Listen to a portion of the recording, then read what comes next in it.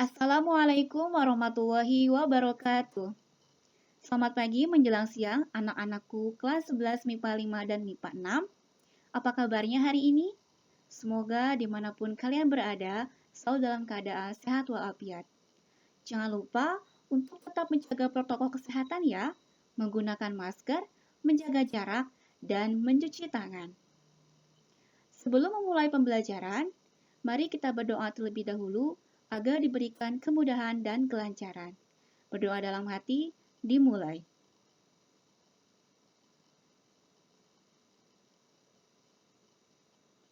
Berdoa selesai.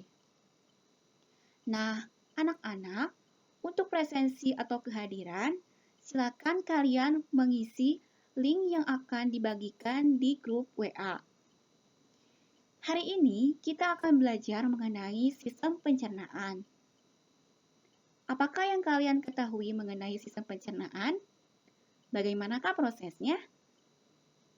Minggu lalu, kalian sudah belajar mengenai bagaimana cara menyusun menu makanan yang sehat dan menghitung BMI, BMR, serta berat badan ideal masing-masing individu. Nah, hari ini kita akan belajar mengenai bagaimana proses makanan tersebut masuk ke dalam tubuh kita atau proses pencernaannya. Adapun tujuan pembelajaran hari ini adalah melalui pembelajaran daring dengan menggunakan video pembelajaran dan diskusi di kelas mengenai struktur dan fungsi sel pada sistem pencernaan, peserta didik diharapkan dapat yang pertama, mengidentifikasi organ pada sistem pencernaan manusia dan hewan ruminansia. Yang kedua, menguraikan fungsi organ pada sistem pencernaan manusia dan hewan secara benar. Yang ketiga, mengidentifikasi proses pencernaan pada manusia dan hewan ruminansia secara runtut. Yang keempat, mengidentifikasi perbedaan sistem pencernaan manusia dan hewan ruminansia secara benar. Lalu, menyelidiki penyakit yang dapat terjadi pada sistem pencernaan manusia dan penyebabnya.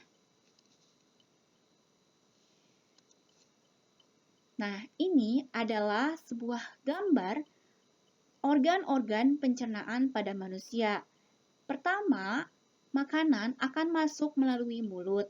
Lalu, yang terakhir akan dikeluarkan melalui anus berupa feses. Proses pencernaan atau pencernaan makanan adalah proses pengolahan makanan menjadi zat-zat makanan yang dapat diserap oleh darah. Kemudian, sisa-sisa makanan tersebut akan dibuang keluar dari tubuh melalui anus berupa feses dan buang air kecil. Lalu bagaimanakah proses berlangsungnya? Nah, ini berlangsung secara mekanis dan kimiawi. Kemudian, pencernaan makanan ini meliputi yang pertama, ingesti. Ingesti adalah masuknya makanan ke dalam tubuh. Lalu, akan terjadi pemotongan dan penggilingan makanan yang dilakukan secara mekanis oleh gigi dibantu dengan kelenjar saliva. Kemudian, akan terjadi gerakan peristaltik, yaitu gelombang kontraksi otot polos involunter atau otot tidak sadar yang menggerakkan makanan sehingga tertelan dan masuk ke dalam rongga tubuh atau rongga saluran pencernaan. Kemudian ada digesti. Digesti ini adalah hidrolisis kimia yang menguraikan molekul besar menjadi kecil sehingga mudah diabsorpsi oleh darah. Lalu apa yang dimaksud dengan absorpsi? Absorpsi adalah pergerakan produk akhir pencernaan dari lumen saluran pencernaan ke dalam sirkulasi darah dan limpa untuk kemudian digunakan oleh sel-sel tubuh kita. Lalu yang terakhir adalah defekasi. Nah, defekasi ini adalah proses eliminasi zat-zat sisa yang tidak tercerna dalam bentuk feses yang kemudian akan dikeluarkan melalui anus. Saluran pencernaan yang pertama adalah mulut. Segala sesuatu yang masuk ke dalam tubuh kita akan melewati mulut terlebih dahulu. Di dalam mulut itu ada bibir, ada lidah, dan kemudian ada gigi. Nah, gigi sendiri terbagi-bagi sesuai dengan fungsinya dalam mengolah makanan. Nah, di dalam mulut ini terjadi pencernaan makanan secara mekanis oleh gigi dan kimiawi oleh enzim petialin atau amilase yang menguraikan amilum yaitu polisakarida menjadi maltosa disakarida. Lalu, bagian-bagian penyusun rongga mulut yang pertama adalah bibir. Nah, bibir ini adalah yang menggerakkan makanan. Kemudian ada gigi. Gigi sendiri terdiri dari 3 bagian atau 3 lapisan, yaitu imel, dentin, sementum, pulpa. Berdasarkan bentuknya, gigi sendiri dapat dibedakan menjadi 4 macam. Yang pertama adalah gigi seri. Gigi seri ini adalah insipus yang dilambangkan dengan I, berfungsi untuk memotong makanan. Kemudian ada gigi taring. Gigi taring ini adalah kanisius, yaitu C, berfungsi untuk menyobek makanan. Lalu ada gigi geraham depan atau premolar yang dilambangkan dengan P. Ya. Kemudian ada gigi geraham belakang atau molar M, berfungsi untuk mengunyah dan menghaluskan makanan. Nah, manusia sendiri memiliki 2 susunan gigi. Yang pertama adalah gigi primer, yaitu yang biasa disebut dengan gigi sulung. Tumbuh pada usia 6-26 bulan, berjumlah 20 buah. Pada usia sekitar 6-14 tahun, gigi primer ini akan copot atau tanggal dan digantikan dengan gigi permanen. Kemudian di sini ada untuk rumus gigi primernya sendiri. Untuk rahang atas dan rahang bawah. Kemudian yang kedua ada gigi sekunder. Nah, gigi sekunder ini atau biasa disebut dengan gigi permanen, berjumlah 32 buah. Tumbuh pertama kali pada usia 6 tahun. Untuk rumus gigi sekundernya ini ada perbedaan dengan gigi primer. Nah, di sini sudah ada mulai molar atau gigi geraham. Kemudian yang ketiga lidah. Nah, lidah ini berfungsi untuk menggerakkan makanan saat berada di dalam mulut, saat dikunyah atau ditelan. Kemudian untuk pengecap rasa dan membantu proses suara untuk berbicara. Kemudian papila pungiformis dan circumvallata memiliki kuncup-kuncup pengecap rasa. Pada otot lidah terdapat kelenjar Pop-Ehtner yang menyekresikan cairan. Nah, kemudian ada kelenjar saliva. Nah, di dalam mulut ini terdapat 3 kelenjar saliva, yaitu kelenjar parodit, submandibula, sublingual. Fungsinya apa? Yang pertama untuk melarutkan makanan untuk pengecapan rasa, kemudian melembabkan dan melumasi makanan agar mudah ditelan, menguraikan amilum menjadi maltosa, membuang asam urat, urea, virus, logam, dan obat-obatan yang disekresikan di dalam saliva. Lalu sebagai zat antibakteri dan antibodi untuk membersihkan mulut dan mencegah kerusakan gigi atau karies gigi. Nah, kemudian organ yang kedua adalah paring. Paring ini berbentuk seperti tabung yang berhubungan dengan rongga hidung. Jadi, ini terhubung dengan rongga hidung, rongga telinga, dan laring. Paring ini berfungsi untuk membawa makanan dari rongga mulut menuju esofagus, atau biasa disebut sebagai penghubung antara rongga mulut dengan esofagus. Lalu organ yang ketiga adalah kerongkongan atau esofagus. Fungsinya apa? Fungsinya untuk menggerakkan makanan dari paring ke lambung dengan gerakan peristaltik tadi.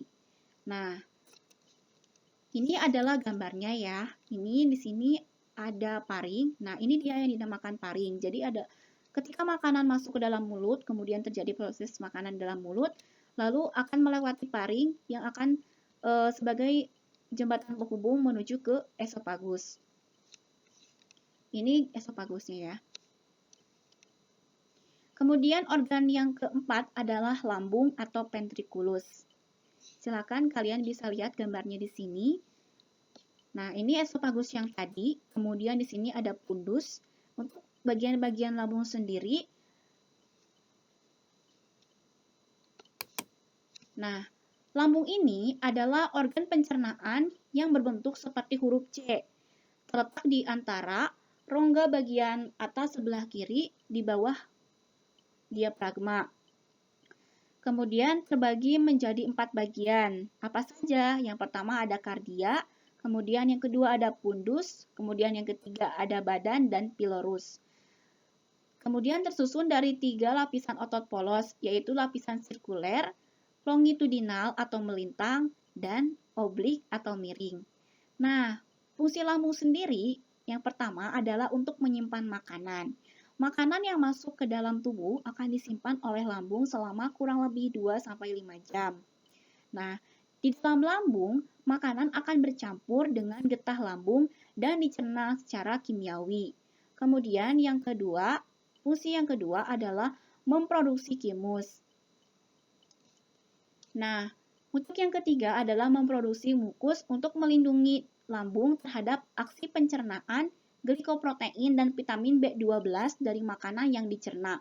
Kemudian untuk mencerna protein.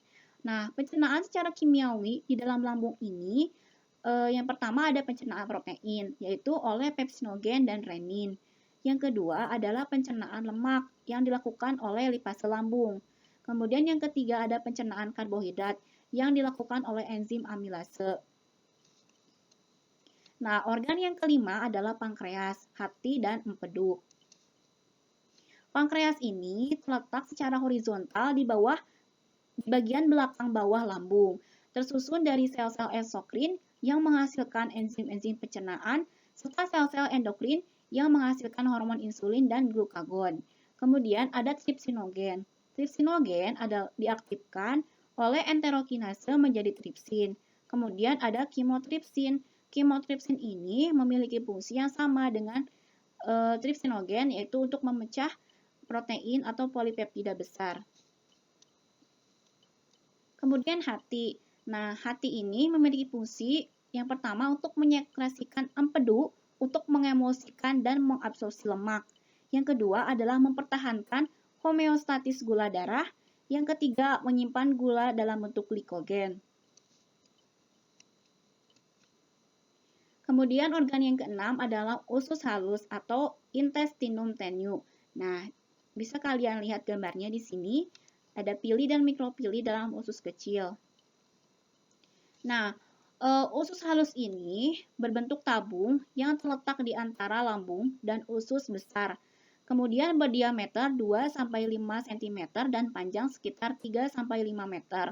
Terdiri dari 3 bagian usus 12 jari duodenum, usus kosong jejunum, dan usus penyerapan atau ilem. Nah, struktur usus halus ini memiliki banyak jonjot usus atau pilus tunggal, pili jamak yang berfungsi memperluas permukaan penyerapan sehingga makanan dapat terserap sempurna. Pada duodenum terdapat muara saluran dari pankreas dan empedu.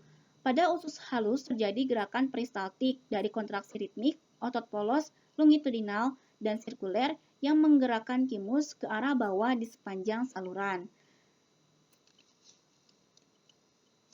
Nah, di sini ada bagan mengenai pencernaan kimiawi pada usus.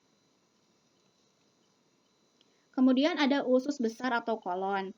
Nah, usus besar ini tidak memiliki jonjot, tetapi memiliki daya renggang yang cukup besar.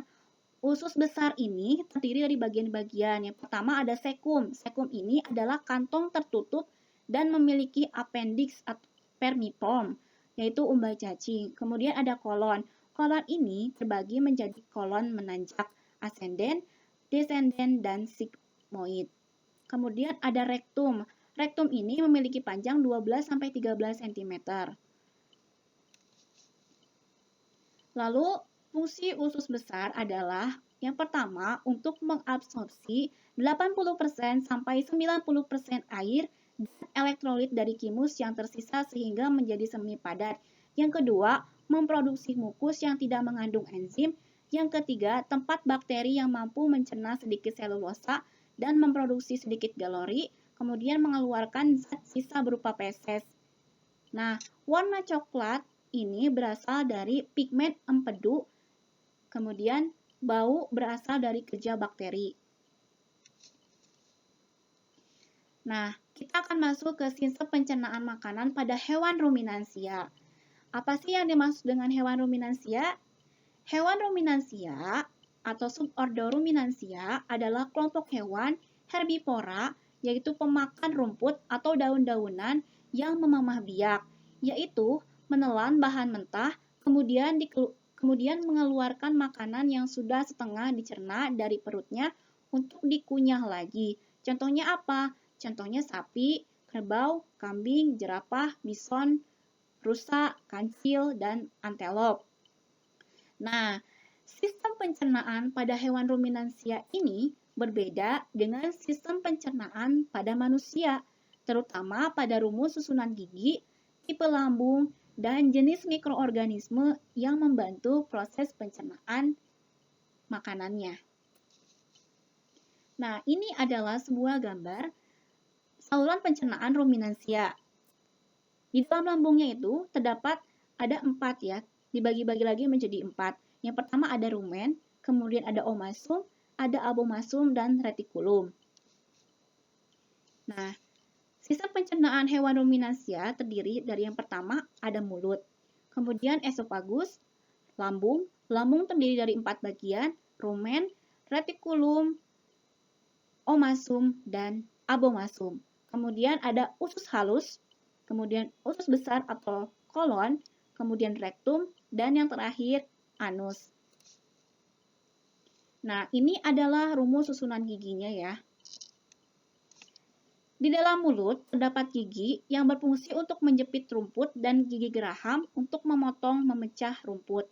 Nah, ruminansia ini tidak memiliki gigi taring. Tapi, di antara gigi seri dan gigi taring terdapat celah yang disebut diastema. Jadi, mereka tidak memiliki gigi taring namun digantikan oleh adanya diastema. Gerakan rahang yang menyamping ini berguna untuk menggiling makanan. Adapun rumus gigi pada hewan ruminansia adalah sebagai berikut. Berbeda sekali kan dengan rumus gigi pada manusia. Nah, kemudian lambung. Lambung ruminansia ini terbagi menjadi 4. Yang pertama adalah rumen. Nah, rumen ini adalah perut besar, menampung 80% total makanan. Kemudian yang kedua ada retikulum. Retikulum ini adalah perut jala, yaitu berisi 5% makanan. Kemudian yang ketiga omasum. Omasum ini adalah perut kitab, berisi 7-8% makanan. Kemudian ada perut masam, yaitu abomasum, yang berisi 7% makanan. 7-8% makanan. Nah, kemudian usus hewan. Usus hewan herbivora ini lebih panjang dibandingkan usus karnivora. Bisa mencapai 40 meter bahkan. Untuk sekum atau usus buntu berukuran besar sebab volume makanannya itu banyak sehingga proses pencernaannya akan berat dan berlangsung lebih lama. Oleh karena itu mengapa usus hewan herbivora ini lebih panjang daripada usus hewan karnivora. Nah, ini ada gambarnya ya untuk usus halus, rumen, retikulum, esofagus, omasum, dan abomasum. Nah, kita masuk ke proses pencernaan pada hewan ruminansia. Adapun mekanisme proses pencernaan ruminansia adalah sebagai berikut. Jadi yang pertama, pada awalnya makanan ini dicerna secara mekanis oleh mulut. Jadi sama pada manusia, makanan juga akan dicerna secara mekanis oleh mulut. Nah, kemudian dari mulut, makanan tersebut melewati kerongkongan atau esofagus. Nah, makanan itu akan masuk ke dalam rumen, kemudian melewati tempat penyimpanan sementara. Jadi, ke dalam rumen ini adalah tempat penyimpanan sementara. Kemudian yang kedua, di rumen terjadi pencernaan protein. Nah, polisakarida dan fermentasi selulosa oleh enzim selulosa yang dihasilkan oleh bakteri anaerob dan protozoa tertentu. Nah, kemudian dari rumen, makanan itu akan diteruskan ke retikulum. Di rumen itu terjadi pencernaan protein, polisakarida, dan fermentasi selulosa oleh bantuan enzim selulosa tadi. Kemudian, setelah dari retikulum, makanan akan dibentuk ya, makanan akan dibentuk menjadi gumpalan-gumpalan yang masih kasar. Jadi makanan itu masih kasar dari retikulum masuk ke dalam dari retikulum ini makanan masih menjadi gumpalan-gumpalan kasar yang dinamakan dengan bolus. Kemudian pada saat hewan istirahat, bolus tersebut akan dimuntahkan lalu akan dimasukkan ke dalam mulut hewan tadi untuk dikunyah kembali. Nah, inilah yang dinamakan dengan memomah biak tersebut. Kemudian, dari mulut, makanan yang sudah halus ditelan itu kembali menuju omasum. Nah, di omasum tersebut, makanan akan dicampur dengan enzim. Selanjutnya menuju ke abomasum. Nah, di abomasum masih terjadi pencernaan secara kimiawi oleh enzim selulase.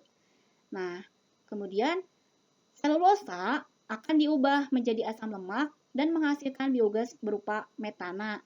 Namun, di abomasum ini pH sangat rendah, yaitu asam. Sehingga di dalam abomasum ini bakteri akan mati. Nah, bakteri yang mati tersebut akan dicerna dan menjadi sumber protein untuk hewan ruminansia tersebut, sehingga ruminansia tidak memerlukan asam amino esensial seperti halnya pada manusia. Lalu, dari abomasum, makanan menuju ke usus halus. Nah, di usus halus itu, asam lambung dinetralisir, kemudian makanan bercampur dengan enzim, sehingga karbohidrat dan vitamin akan mudah dicerna dan diserap oleh tubuh. Lalu, makanan yang tidak dapat dicerna masuk ke dalam sekum. Sekum ini adalah usus buntu dan difermentasikan oleh bakteri. Nah, untuk tahap yang terakhir adalah sisa-sisa pencernaan menuju usus besar, selanjutnya dibuang melalui anus. Sebagian bakteri memungkinkan atau kemungkinan terbawa keluar bersama dengan feses, sehingga bahan organik dalam feses akan diuraikan dan menghasilkan gas CH4, yaitu biogas yang dapat dimanfaatkan sebagai sumber energi alternatif. Jadi, dapat disimpulkan, perbedaan sistem pencernaan manusia dan hewan ruminansia itu terletak pada susunan fungsi gigi dan lambungnya. Geraha molar hewan ruminansia ini sangat besar dan berfungsi untuk menggiling atau menggilas makanan, sedangkan gigi serinya mempunyai fungsi khusus untuk menjepit makanan. Lalu kita akan masuk ke gangguan sistem pencernaan makanan pada manusia. Yang pertama ada sariawan. Sariawan ini adalah disebabkan oleh luka tergigit, kemudian mengonsumsi makanan atau minuman yang panas, alergi, kekurangan vitamin, kemudian muntah. Nah, muntah ini adalah pengeluaran paksa isi lambung dan keluar melalui mulut. Kemudian ada muntah sigonik. Nah, untuk muntah sigonik ini berbeda dengan muntah biasa, yaitu muntah akibat faktor emosi, termasuk yang menyertai pemandangan dan bau yang memualkan atau pada situasi stres lainnya. Kemudian ada konstipasi atau sembelit. Nah, ini adalah pengerasan tinja yang berlebihan sehingga kesulitan untuk dikeluarkan oleh tubuh. Kemudian ada gastritis. Nah, gastritis ini adalah radang lambung disebabkan oleh asam lambung yang berlebihan, kemudian makan tidak teratur, mikroorganisme mengonsumsi obat-obatan tertentu, alkohol, pola tidur yang tidak teratur, dan stres. Kemudian ada diare dan flatus. Nah, silakan kalian bisa baca terlebih dahulu ya. Nanti Ibu akan bagikan PPT-nya. Nah, untuk teknologi sistem pencernaan makanan sendiri, sampai saat ini ada 3. Yang pertama ada feeding tube. Feeding tube ini adalah alat berupa selang untuk memberi makan pada pasien melalui hidung. Kemudian ada stomach tube. Stomach tube ini berbentuk selang yang digunakan untuk mencuci perut, memberi obat-obatan, atau untuk mengambil getah lambung. Kemudian ada endoscope. Nah, untuk ketiga teknologi ini digunakan sebagai alat bantu pada saat mengobati atau sebagai langkah utama dalam menangani penyakit proses pencernaan yang terjadi dalam tubuh. Adapun ini adalah gambar-gambarnya.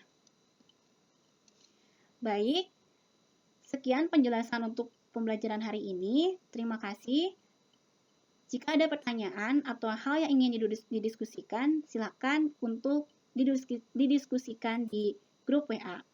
Terima kasih. Wassalamualaikum warahmatullahi wabarakatuh.